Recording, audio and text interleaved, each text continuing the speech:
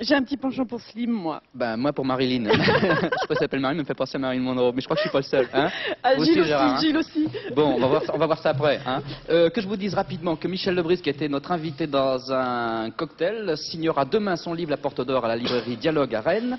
Et puis toujours à Rennes, mais vendredi prochain, un livre d'un architecte sur la ville de Rennes, façon de connaître la ville, avec ses dessins de Rennes à Rennes.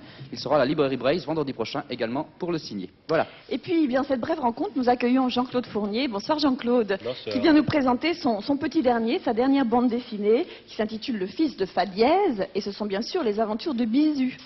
On sait combien d'albums avec Bisu comme héros? C'est le deuxième album. Mhm. En fait, c'est le troisième, parce que le premier était un album dans une collection Péché de jeunesse chez Dupuis, mais qui était une ressucée d'anciennes histoires parues dans Spirou il y a 15 et 16 ans. Là, je vous arrête, là, le personnage, là, on le connaît ici à IFR3, là. Ah oui. Là, l'image, ah oui, vous n'avez pas de récepteur Ah oui, dans oui, vous, oui. c'est Pierre Dubois. Oui, c'est Pierre Dubois. C'est en souvenir d'un petit film qu'on avait tourné l'hiver dernier pour FR3. Et je l'ai mis là-dedans parce que vraiment il m'avait beaucoup plu dans le film. Et il est d'ailleurs le héros de ma prochaine histoire. L'histoire que je fais actuellement, il est le héros principal. Oh, il en a de la chance, lui.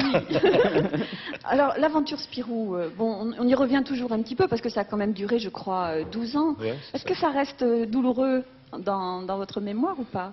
Oui, je regrette toujours un peu de l'avoir laissé tomber, mais je ne peux pas faire autrement, donc il a fallu que j'arrête, quoi. Mais vous regrettez votre geste, parce que vous ne vous entendiez plus à l'époque avec votre éditeur, Dupuis. Vous regrettez votre caractère tête de breton à ce moment-là ou... Je regrette pas d'avoir eu, Gilles Servadino, du caractère, ouais. mais je regrette un peu d'avoir quitté Spirou, c'est Ouais. normal.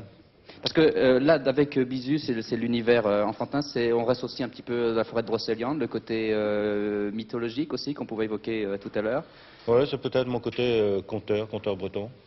Jean-Claude, vous n'avez jamais eu envie de faire de la bande dessinée pour adultes, plus spécialement dirigée vers les adultes?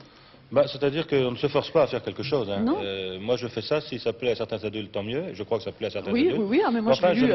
je ne me- J'espère va apprécier. Ouais, aussi. Je le lis, oui. Ouais. Oui, c'est ça, j'ai découvert un lecteur. Mais non, j'ai essayé une fois de faire la bande dessinée pour adultes, et puis, enfin, pour adultes, c'est-à-dire avec des sujets Oui. plus sérieux. Je ne veux pas dire par là de bande dessinée érotique ou quoi, non, bande dessinée avec des sujets plus sérieux. Et puis, je ne suis pas à l'aise du tout. Voilà. Parce qu'il y avait dans Spirou, dans ceux que vous avez dessinés, on se rappelle Lankou, c'était sur le problème du nucléaire. Il y avait du site pour les étoiles qui évoquait l'arrivée d'extraterrestres, la xénophobie, des gens qui n'acceptent pas une race étrangère qu'on ne connaît pas. Les derniers, c'était Kodo le tyran, les républiques bananières, les dictateurs. C'était aussi une façon de dire des choses aux enfants, de ne pas toujours les faire rêver d'un monde complètement abstrait. Ça, avec Bisu, vous ne pouvez plus aborder cette façon-là de voir les choses. Si, ça pourrait venir. Disons qu'avec Bisu, je n'ai pas de rail, je n'ai pas d'idée. Je n'ai pas d'idée, je m'impose pas un rail. Voilà. Je me laisse aller complètement. Je me laisse aller totalement à mon imagination, et puis ça vient tout seul. Et Bisu, ça vient vraiment tout seul. Je n'ai pas de scénario précis longtemps à l'avance. Ça avance comme ça, au gré de petits personnages que je découvre dans la marge de mes planches, au gré de ce que je rêve, de ce que je rencontre. Voilà. Bisu, c'est ça. Gilles, vous êtes un fervent de bande dessinée? Ah oui, j'aime beaucoup la bande dessinée. Oui. C'est encore un genre que vous n'avez pas essayé, il va falloir vous y mettre. Ça m'a tenté. Oui. Ça me tente toujours, mais ouais, alors là, il faut vraiment avoir le temps de faire que ça, je crois.